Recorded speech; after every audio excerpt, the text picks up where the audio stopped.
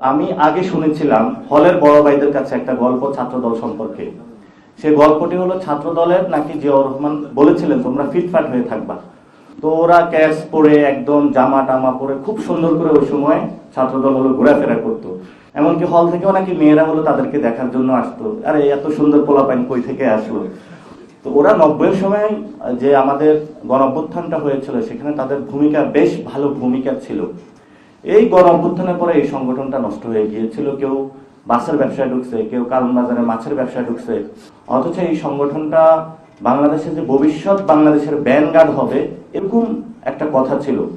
তা আমি তাদের কাছে আহ্বান রাখবো যে আপনারা এই ধরনের কাজ না করে আপনাদেরকে আমি একটা কাজ দিই। সেই কাজটা হলো ভারত থেকে গেরুয়া পতাকা দিয়ে বাংলাদেশকে দখল দেওয়ার জন্য সীমান্তের বিভিন্ন জায়গায় লক্ষ লক্ষ মানুষকে ভারত সরকার জড়ো করতেছে।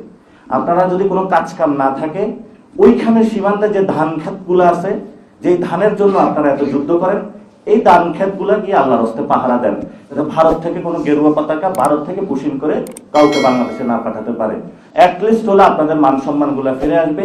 এসব সন্ত্রাসী আজেবাজে কাজ আপনারা করবেন না।